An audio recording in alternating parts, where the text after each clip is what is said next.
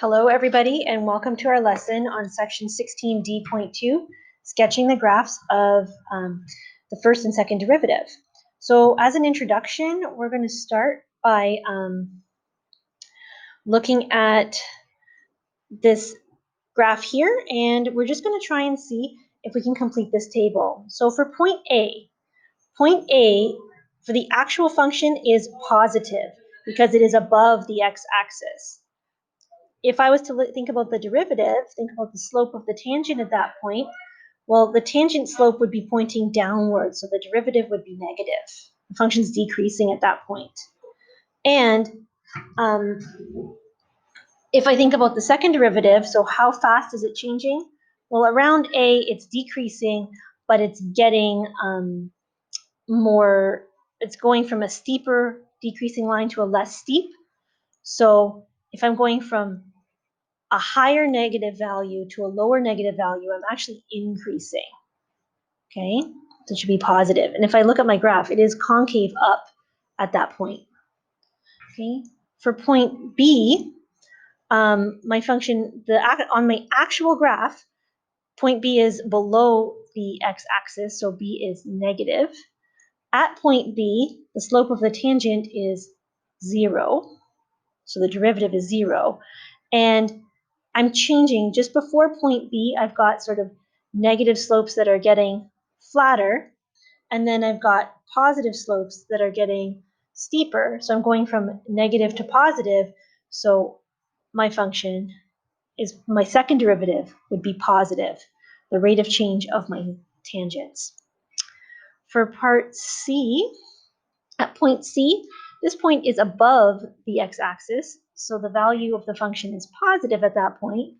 The derivative at that point is positive, so the slope of the tangent is positive. And I'm going from sort of it seems to be changing direction, right? I'm going from concave up to a concave down. It looks like a point of inflection, which suggests that my second derivative would be 0.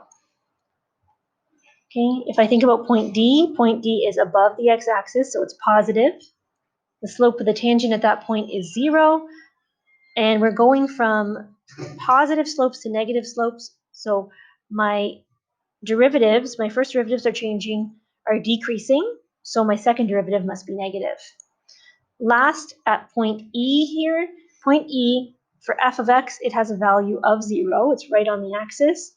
The slope of the tangent, it's not a very good drawing there, is negative. So my derivative would be negative, and it's concave down at this point. So my second derivative would also be negative. So if I want to describe the turning points, point B is a local minimum,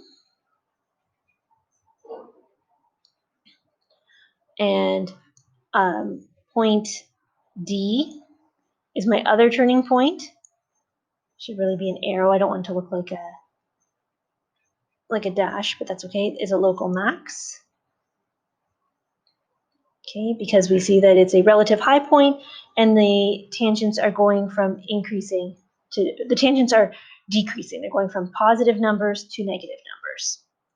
The inflection point is point C, and point C is an inflection point going from concave up to concave down. Okay, so that's our investigation. I'm going to ask that you watch this video. There's a link in our Google Classroom, and before you move on to the next video from me. Thank you.